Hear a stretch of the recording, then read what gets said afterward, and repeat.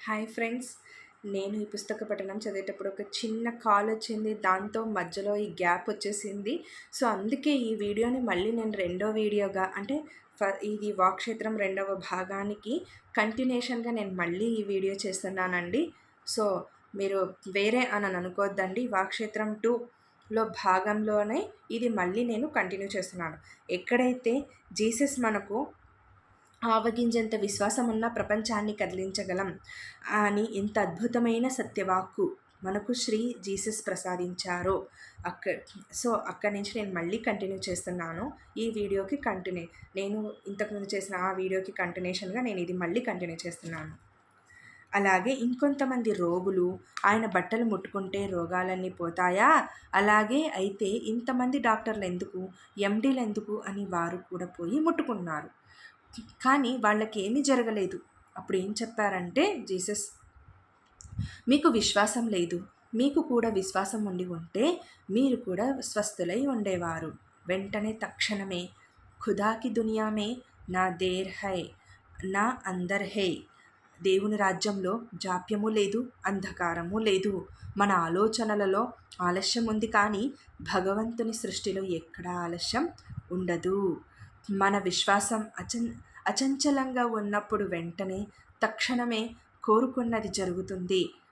కనుక దేవుని ప్రపంచంలో ఉండేవాళ్ళే సహస్రారంలో ఉండేవాళ్ళు, 6 చక్రాలు దాటి చక్రాతీత స్థితిలో ఉన్నవాళ్ళు, సహస్రదళ కమలంలో స్థితులైన వారు, 1000 పడగల పామై విలసిల్లుతున్న వాళ్ళు, పిరమిడ్ మాస్టర్లు అందరూ కూడాను సత్యవాక్ పరిసాధకులు. ఒక్కసారి ఏమైందంటే, మా రెండో అమ్మాయి పుడుతున్న సమయం, ఇది పత్రికారు చెప్తున్నారండి. మా అన్నగారు అప్పుడే హాంకాంగ్ నుంచి వచ్చారు. అభినందనలు చెప్తున్నారు, నీకు కూతురు పుట్టిందిరా అనేసి. అప్పుడు నేను హాస్పిటల్లో లోబ్సాంగ్ రాంపా గారి పుస్తకం చదువుకుంటున్నాను, యూ ఫర్ ఎవర్ అన్న పుస్తకం. మా అన్నగారితో అప్పుడు నేను అన్నాను, నేను ఏ విధమైన గొప్ప పని చేశాను? పిల్లలు పుట్టించడంలో నా గొప్పతనం ఏముంది? అది ప్రకృతి సహజమైన చర్య. ప్రతి చీమ, ప్రతి దోమ కూడాను పిల్లల్ని పుట్టిస్తుంది.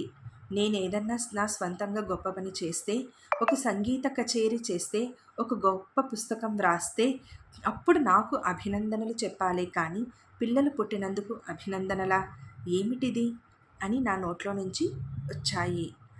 ఆయన ముఖం ఎర్రబడిపోయి మహాకోపం వచ్చేసింది.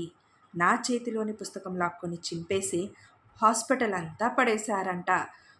నేను మళ్ళీ కాగితాలన్నీ ప్రోగు చేసుకొని నా యొక్క పనిలో నిమగ్నమయ్యాను. ఇది సత్యవాక్కుకి ప్రతీక.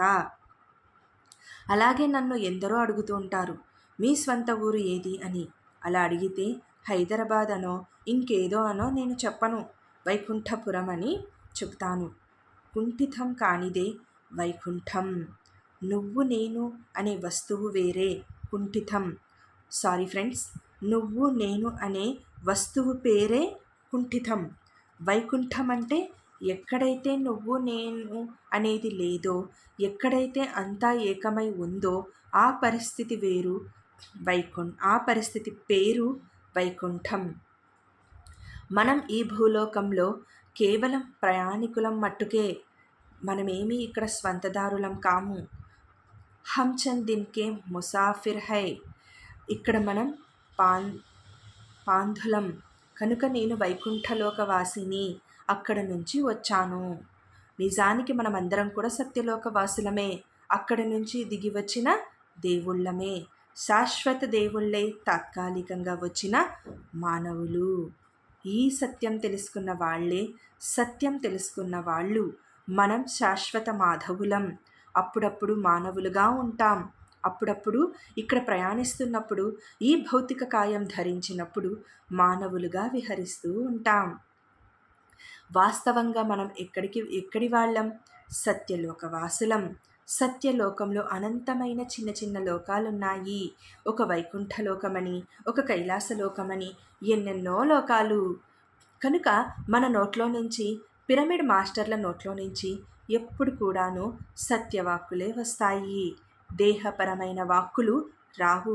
ప్రాపంచికమైన వాక్కులు మన నోట్లో నుంచి రాకూడదు.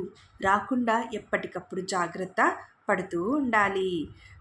మన నోట్లో నుంచి ఎప్పుడు ఏ పలుకు వచ్చినా కూడాను ఆ పలుకు సత్యవాక్కుగా ఉందా లేదా అని నోట్లోనే రిహార్సల్స్ చేసుకొని అప్పుడే నోట్లో నుంచి ముత్యాల్లాంటి సత్యవాక్కులనే ప్రవహింపచేయాలి. Sorry friends. పక్క వాళ్ళ మీద పితూరులు కానీ, అశుభవాక్కులు కానీ, పక్క వాళ్ళను అనవసరంగా పొగుడుతూ కానీ, వాళ్ళకేదో మంచి చేస్తామని కానీ, శుభవాక్కులు కానీ ఏవీ రాకూడదు. ఎప్పుడు ప్రక్క వాళ్ళతో మాట్లాడుతున్నప్పుడు నీ గోల నీది, నా గోల నాది, నీ కర్మ నీది, నా కర్మ నాది, ఎవరికి వారే యమునా తీరే, ఎవరి వాస్తవాన్ని వాళ్ళే సృష్టించుకుంటున్నారు. నీకు కావలసింది నువ్వు సృష్టించుకో, నాకు కావలసింది నేను సృష్టించుకుంటున్నాను. నా దగ్గర ఉన్నది ఎప్పుడు నేను కోరుకున్నదే, నేను కోరుకోనిది నా దగ్గర లేదు అనే మాట్లాడుతూ ఉండాలి. ఏమాత్రం ఎవరి మీద పితూరులు లేకుండా మాట్లాడటం, ఇదే సత్యవాక్కు పరిసాధన అంటే. అందరినీ అదే స్థితికి తీసుకురాగలిగే మాటలు మాట్లాడటమే సత్యవాక్కు పరిసాధన అంటే.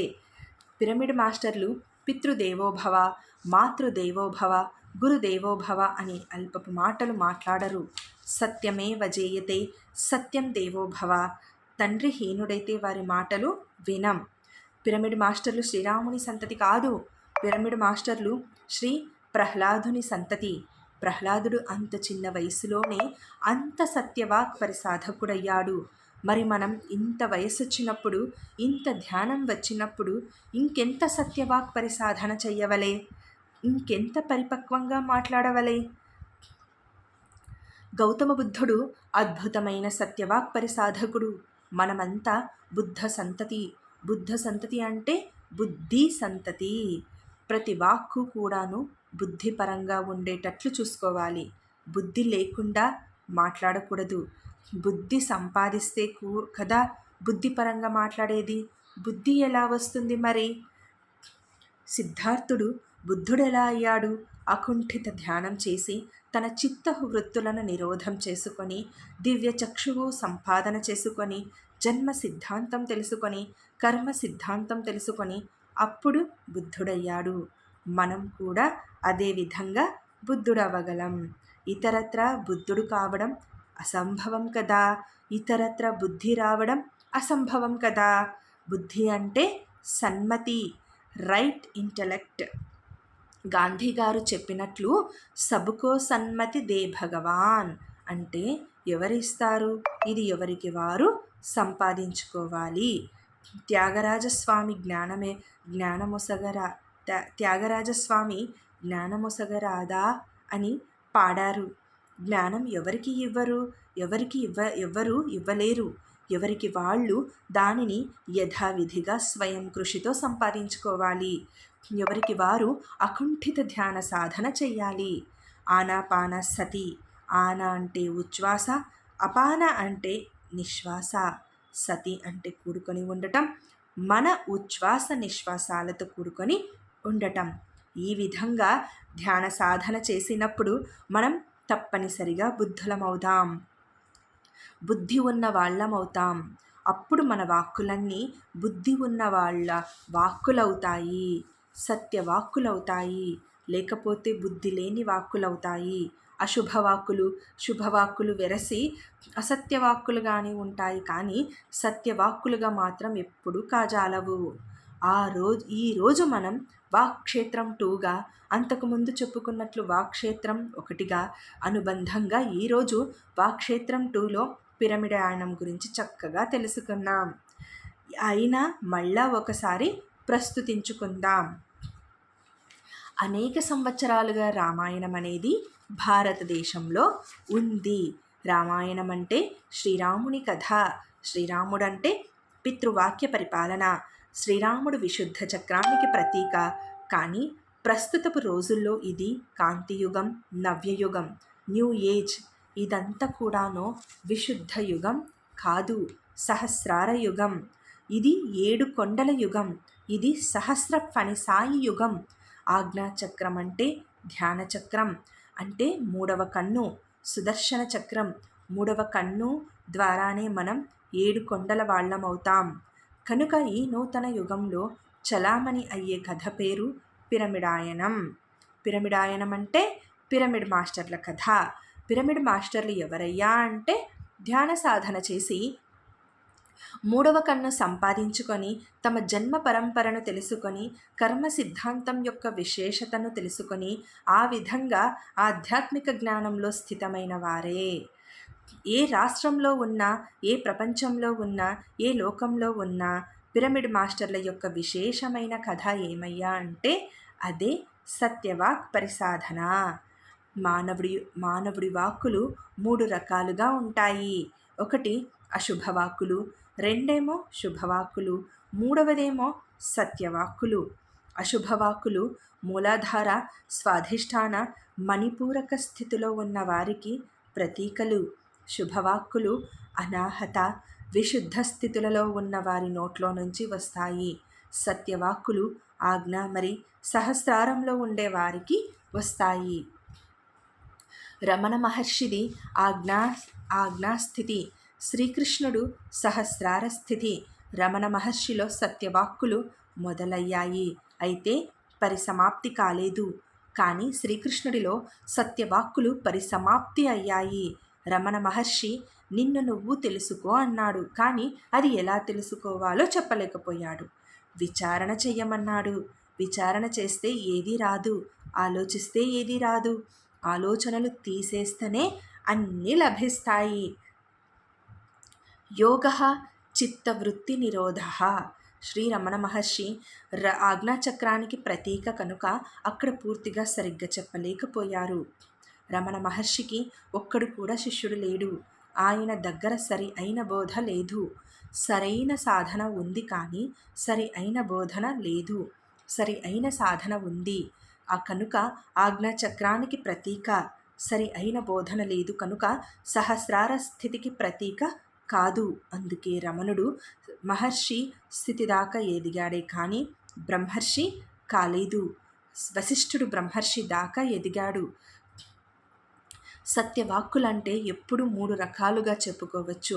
ఆత్మతత్వాన్ని గురించి, ఆధ్యాత్మికతను గురించి, స్పిరిచువల్ సైన్స్ గురించి, యద్భావం తద్భవతి అన్న సూత్రాన్ని గురించి, అప్పో దీపో భవ అన్న సూత్రం గురించి పలికిన పలుకులే సత్యవాక్కులు. ఆత్మానుభవం నుంచి రాని వాక్కులు సత్యవాక్కులు కాజాలవు. అవి శుభవాక్కులైతే అవుతాయి కానీ సత్యవాక్కులు మాత్రం కాజాలవు. ఎందుకంటే వాటికి ఆ యొక్క ప్రతిభ ఉండదు, ఆ యొక్క బలం ఉండదు. ఆత్మానుభవం నుంచి వచ్చే వాక్కులే సత్యవాక్కులు. అలాగే అందరినీ ఆత్మలుగా ప్రబోధిస్తూ, పలకరిస్తూ, సంబోధిస్తూ పలికే పలుకులే సత్యవాక్కులు. వాళ్ళని స్త్రీగానో, పురుషుడిగానో, తల్లిగానో, తండ్రిగానో, పిల్లాడిగానో, గురువుగానో సంబోధిస్తూ పలికే పలుకులు ఎంత మాత్రం సత్యవాక్కులు కాజాలవు. కనుక పిరమిడ్ మాస్టర్లు వారు ఏ శరణు కోరి ఉన్నారు? సత్యం యొక్క శరణు కోరి ఉన్నారు. Seek ye the truth and truth shall liberate you అన్నారు Jesus. Seek ye the truth అంటే సత్యం శరణం గచ్చామి. సత్యాన్ని తెలుసుకోండి, సత్యాన్ని కాంక్షించుడి, మరి మీరు ముక్తిని పొందుతారు అని జీసస్ అన్నారు. పిరమిడ్ మాస్టర్లందరూ సత్యం శరణం గచ్చామి అనేవారు. తాము స్వానుభవం ద్వారా సత్యం తెలుసుకున్నాక తరువాత నోట్లో నుంచి ఎప్పుడు కూడాను సత్యాన్ని పలకడం కోసమే దాని శరణు కోరే ఉంటారు.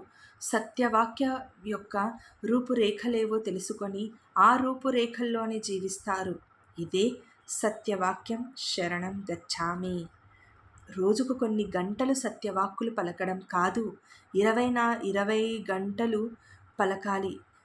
కనుక ఆ అభ్యాసం సత్యవాక్ అభ్యాసం. దానిని శరణు కోరి ఉన్నారు. ఏది మనం లక్ష్యంగా పెట్టుకుంటామో, ఏది మన లక్ష్యంగా శరణు పెట్టుకుంటామో అదే మనకు అచిరకాలంలో ప్రాప్తిస్తుంది. దేన్ని మనం శరణు పొందమో అది మనకు ఎలా ప్రాప్తిస్తుంది, ఎలా సిద్ధిస్తుంది? కనుక సత్యం శరణం గచ్చామి, సత్యవాక్ శరణం గచ్చామి, సత్యవాక్య అభ్యాసం శరణం గచ్చామి. బ్రహ్మర్షి సుభాష్ పత్రిజీ.